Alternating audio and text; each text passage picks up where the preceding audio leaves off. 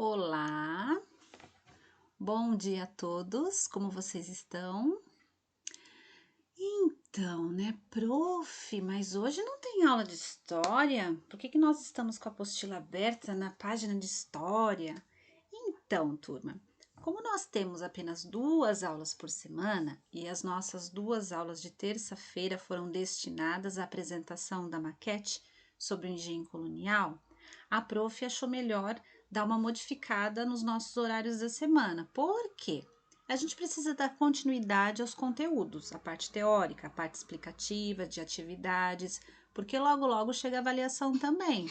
Então, seguindo o cronograma de atividades, a gente precisa fazer a parte explicativa e continuar o conteúdo. Então, por isso que hoje as nossas 2 aulas de língua portuguesa, a prof substituiu por aulas de história, tá certo? Então, hoje nós vamos terminar o módulo 8. Então, vocês vão abrir lá na página 102, a prof vai fazer a leitura e eu quero que vocês acompanhem junto com a prof, tá bom? Então, ampliação das áreas ocupadas e as atividades dos bandeirantes. Então, na aula passada, nós falamos sobre os bandeirantes, né, que eram aquelas expedições que iam mais para o interior, né, saía daquela parte do litoral e começou a entrar mais pelo interior do Brasil à procura de pedras preciosas, né, e de índios também para escravizar. Então, aqui, ó, com o tempo, os bandeirantes tornaram-se profissionais e seus conhecimentos foram transmitidos de pai para filho. Desde adolescentes, eles aprendiam a se organizar para as expedições, a lutar, a enfrentar a mata, os animais e outros desafios pelos caminhos que percorriam no sertão. Então, isso tudo passava de pai para filho, né? Aquelas expedições que eles se organizavam para entrar, né, mais para o interior aí do Brasil à procura de produtos, né? Que naquela época eles estavam atrás de quê? Pedras preciosas. Então, aqui, ó. As expedições dos bandeirantes. Participavam das expedições para o sertão todos os homens interessados, independentemente de sua condição social. Então, se tinha mais dinheiro, se tinha menos, então todo mundo porque queria participar, podia participar.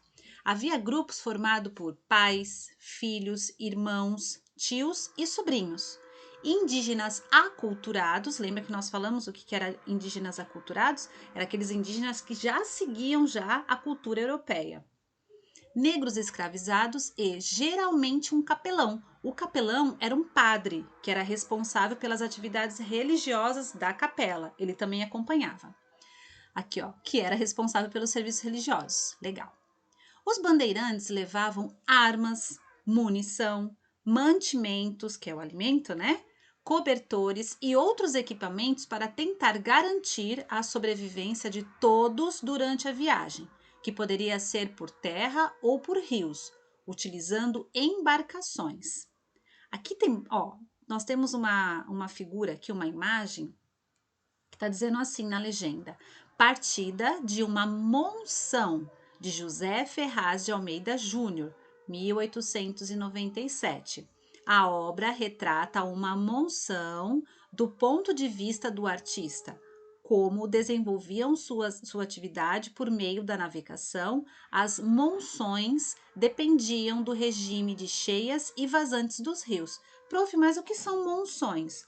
Então, aqui do lado, ó, as expedições paulistas que desenvolviam suas atividades por meio da navegação pelos rios, com o objetivo de fornecer ferramentas, remédios, alimentos e escravizados para algumas das regiões de exploração de ouro, tá? Então, essas eram as monções. Então, aqui, ó, a gente percebe que eles estão chegando pelo rio. Então, por isso que fala assim que essa atividade vinha por meio de navegação e eles dependiam, né, de como que estava a cheia do rio ou a vazante do rio, se estava cheio ou não para chegar até os bandeirantes. Então, o que eles traziam para os bandeirantes? Traziam tudo o que eles precisavam, né? Remédio, alimento, ferramentas. Então, eles comercializavam isso, certo?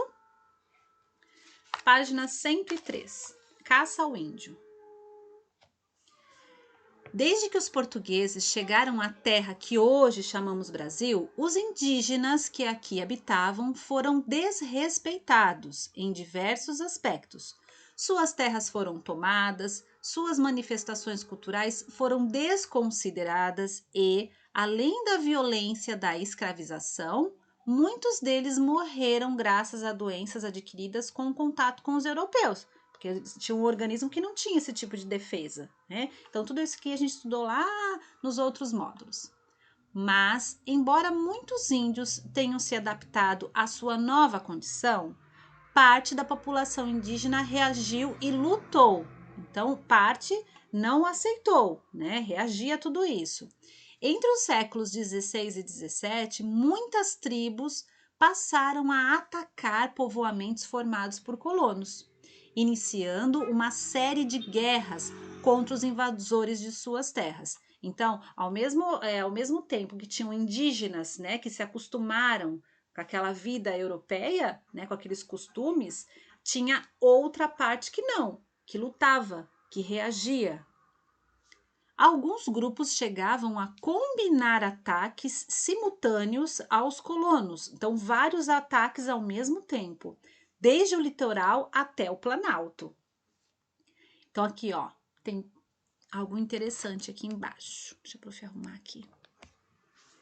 A Confederação dos Tamoios, né? Confederação, a União dos Tamoios, ocorrida no século XVI, e a Guerra dos Bárbaros, ocorrida no século XVII, destacaram-se por suas durações, né, por muito tempo, e pelo exemplo da força indígena na luta contra os colonizadores, certo? Então, aqui seguindo adiante. Diante dessa reação dos indígenas, outra atividade relacionada à defesa das capitanias também se desenvolveu na Vila de São Paulo. Então, lembra lá, tinha o Tratado de Tordesilhas, então aqui que ele passava, né? E aqui nós tínhamos as capitanias, que foram as terras aí que foram divididas. Lembra que nós estudamos? Onde que a prof parou agora aqui? Diante dessa reação dos indígenas, outra atividade relacionada à defesa das capitanias também se desenvolveu na Vila de São Paulo. Os paulistas, com o apoio das autoridades, começaram a invadir as aldeias indígenas, com a justificativa de que, com isso, garantiriam a posse da terra. Então, eles começaram a reagir assim, eles invadiam, né, essas aldeias. Com tais conflitos e também pela caça de escravos, os paulistas provocaram o despovoamento de diversas regiões onde habitavam inúmeros índios.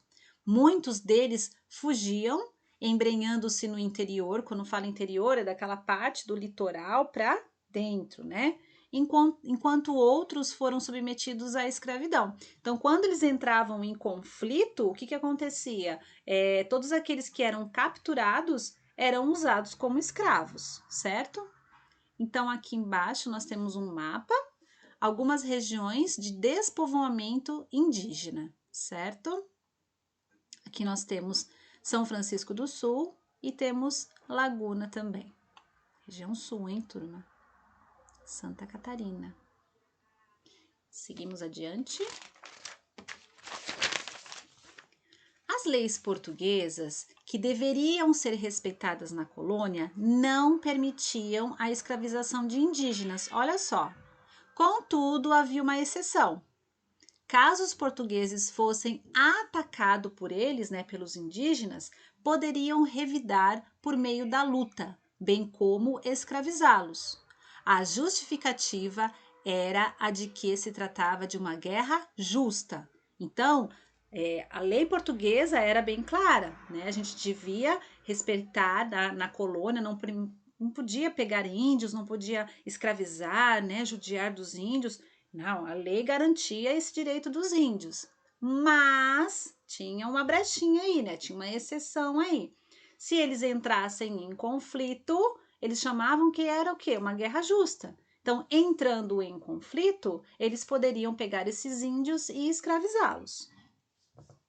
A ideia de guerra justa deixou os caçadores de índios praticamente livres para agir, pois não era difícil provocar uma situação de conflito que justificasse um ataque e o consequente apresamento de indígenas, que era a captura dos indígenas.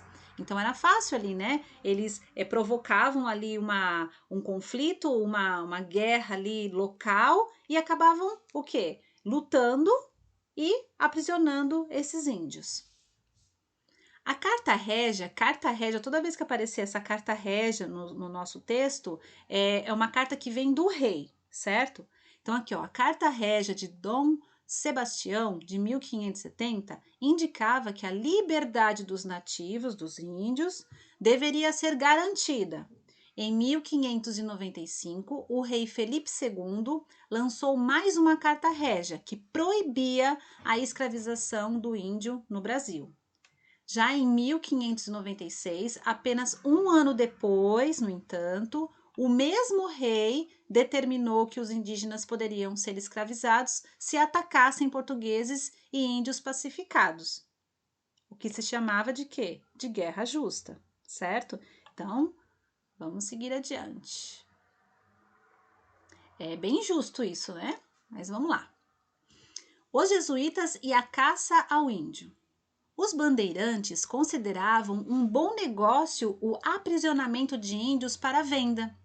Por isso, mantiveram suas atividades, independentemente das determinações da coroa portuguesa, que só autorizava a guerra contra os indígenas caso eles não aceitassem a evangelização católica ou atacassem as vilas, povoados ou plantação dos colonos. Mas os jesuítas condenavam a caça aos índios e tentavam protegê-los. O que aconteceu, porém, foi que os indígenas, organizados nas aldeias e sob a proteção religiosa, transformaram-se, em presas ainda mais fáceis para os caçadores. Por protegerem os índios, depois de algum tempo, muitos religiosos como os da Vila de São Paulo, foram expulsos das regiões onde atuavam. Então, aqui a gente percebe que é uma vila, né, uma aldeia, e essa aldeia aqui a gente percebe que tem um jesuíta e ele protegia, ele não gostava, ele não permitia, né, que esses índios que tivessem ali sob os seus cuidados fossem maltratados, fossem escravizados. Só que tomou uma proporção tão grande que chegou um momento que alguns desses religiosos foram expulsos da região por defender os direitos dos índios. Então, aqui é uma aldeia dos Tapuí de Johann Moritis Rugendas, produzida por volta de 1835. Sob a proteção dos jesuítas, os índios eram agrupados em aldeamentos, as missões jesuítas. Juntos, em um mesmo espaço, tornavam-se presa fácil para os bandeirantes. Então, eles estavam ali concentrados, tinham vários índios, né? Então, os bandeirantes chegavam ali, já causavam aquela confusão, automaticamente entravam em conflito e eles ganhavam o direito de capturar esses índios. Certo? Página 105. Agora vamos falar um pouquinho dos metais preciosos. Desde o século XVI, expedições incentivadas pelo governo português, chamada entradas, partiam para diversas regiões da colônia com o objetivo de encontrar pedras e metais preciosos. Cartas régias, carta escrita pelo rei, eram enviadas pela coroa aos colonos, com promessas de prêmios para aqueles que descobrissem ouro, prata ou pedras preciosas. Então, todo mundo ali envolvido, todos com a mesma intenção, né? De pegar essas pedras preciosas. Então, o rei que estava lá na coroa, né? O rei que ele ficava de olho em tudo que acontecia no território brasileiro. Então, ele queria a parte dele também. Porém, embora muitos deles percorressem o sertão, pouca coisa foi encontrada durante todo o século XVI. Então, as expedições aí não tinham muito sucesso nesse século. Então, o que era rentável para eles? O que era vantajoso? Capturar os índios, torná-los escravos e comercializar esses índios. Após Apenas no fim do século XVII, na região onde atualmente localiza-se o estado de Minas Gerais, as pedras e os metais preciosos tão cobiçados, tão desejados por colonos e portugueses, enfim, foram encontrados em quantidade significativa, que valesse a pena. A partir dessas descobertas, iniciou-se a ocupação das áreas de mineração pela população branca, certo? Então, olha lá, século XVI não tiveram sucesso, né? E já no século XVII, na região de Minas Gerais, eles encontraram aí as tão sonhadas pedras preciosas, né? Os metais preciosos. Aqui embaixo nós vamos fazer esse aqui, ó, trabalhando com documentos. Leia o relato sobre os bandeirantes, feito por um naturalista francês chamado Auguste de Saint-Hilaire, e faça o que se pede. Então, aqui do lado, a gente já vê que tem um glossário, né? Tem o significado das palavras. E antes de ler, a gente já vai fazer essa leitura aqui, fica mais fácil para entender o texto depois. Então, quando aparecer chumbo e pólvora, significa o quê? Elementos usados como munição nas armas de fogo. Fuzil era uma arma de fogo. Esfolar, tirar a pele, né? Machucar. Braga, calça curta. Fraldas, parte inferior da camisa. Couraça, amarradura que reveste o dorso e o peito. Coxotes, parte da armadura antiga que revestia as coxas. Gibão, espécie de casaco curto, semelhante ao colete, que se veste sobre a camisa. E perneiras, peças de couro destinadas a proteger as pernas entre o joelho e o pé. Então, vamos para a leitura do texto. Punham-se, então, em marcha, munidos de chumbo e de pólvora, uns levando um fuzil e outros um arco e flechas. Todos armados de comprida faca, de que se serviam tanto para a defesa pessoal como para cortar os galhos das árvores e esfolar os animais selvagens. Iam descalços com um cinturão de couro cru à volta dos rins e na cabeça um chapéu de palha de abas largas, sem outra vestimenta além de uma braga de tela grosseira de algodão e uma camisa curta, com as fraldas por fora das bragas. Algumas vezes traziam uma couraça e coxotes de pele de veado, gibão e perneiras, certo? Então, aqui, ó, após a leitura, o que a prof vai deixar para que vocês façam? Ó, com base na leitura deste texto, apresente as informações solicitadas a seguir. Então, aqui, ó, armas utilizadas pelos bandeirantes. Vocês vão colocar aqui. Vestimentas e calçados. Aí você cita aqui quais eram. Página 106. B. Retome a forma como os bandeirantes foram retratados nos monumentos das cidades de São Paulo, Salto e Goiânia, na página 101. Deixa a prof voltar aqui para vocês, tá? São essas imagens aqui, ok? Em seguida, compare-os com as informações fornecidas pelo texto que nós acabamos de ler. E anote, as informações coincidem, né? Sim ou não, né? São parecidas? São coincidentes, tá? É essa a forma que você tem que pensar aí.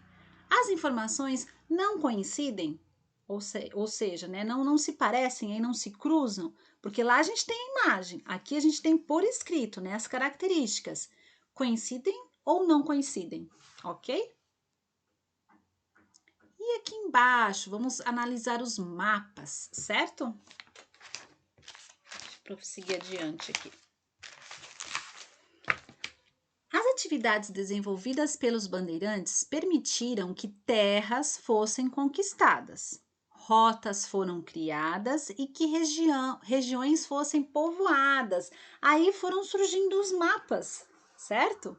Com isso, No século XVIII, a área que definia o Brasil ficou bem diferente daquela do início da colonização.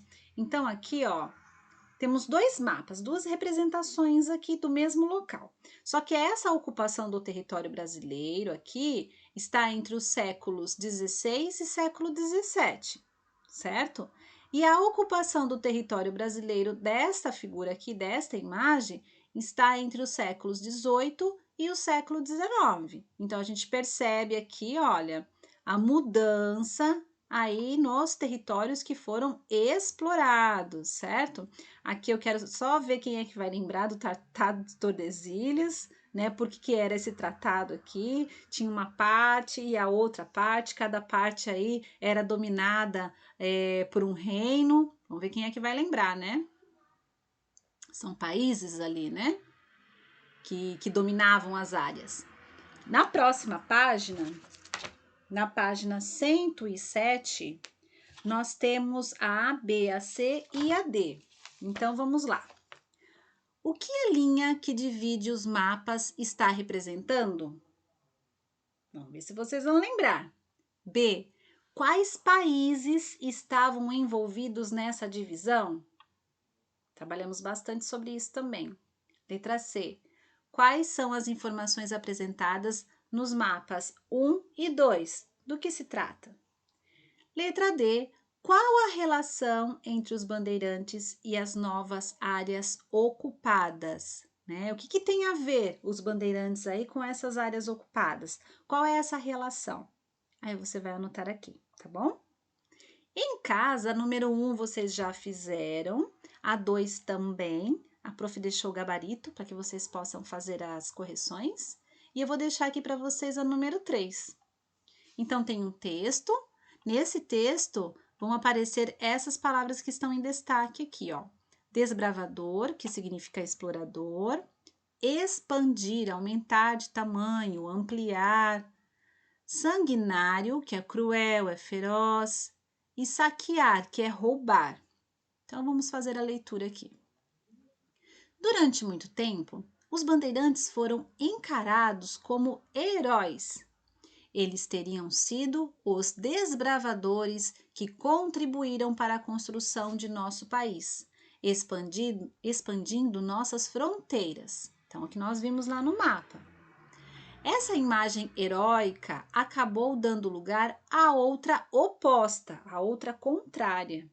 Os bandeirantes teriam sido bandidos cruéis e sanguinários que saqueavam aldeias indígenas, matando crianças e escravizando os índios. Em nossos livros, os bandeirantes, né, o bandeirante foi retratado dessas duas formas, o herói e o vilão. Ambas as imagens exageram aspectos da vida dos bandeirantes e ignoram outros. Lembra que nós vimos em determinadas imagens ali que sempre mostra o bandeirante como uma pessoa imponente, né? Passa um aspecto forte. Mas será que era uma vida sofrida? Será que não era? Então era uma mistura ali, né? Entre herói, entre vilão, entre pessoas que sofreram, né? Quando desbravavam ali as terras, quando invadiam o interior do Brasil. Então, era uma mistura ali. Isso a gente viu, acho que lá no comecinho do módulo. Aqui, ó, sobre os bandeirantes, assinale a alternativa que melhor define o conteúdo do texto. Esse que a prof acabou de ler para você, certo? Então, só vai assinalar aqui o que tem a ver, o que mais define o que nós fizemos a leitura aqui nesse texto. Eram verdadeiros heróis, pois foram capazes de enfrentar os indígenas considerados selvagens. Foram responsáveis pela escravização de indígenas, exterminando muitos povos. Ao longo do tempo, foram apresentados de formas diferentes, em alguns momentos como vilões e em outros como heróis. Foram injustiçados durante séculos ao serem chamados de vilões. Então, o que mais combina aí com o texto, você vai assinalar aqui, certo? Então, a nossa aulinha de hoje seria isso. Com isso, a gente consegue finalizar aí, né, o módulo 8. Então, na próxima semana, a gente já começa com o ouro no Brasil colonial e a prof manda para vocês também o gabarito dessas atividades que eu estou deixando hoje, tá? Mas façam com bastante atenção. tá bom? Beijo, até mais, tchau, tchau.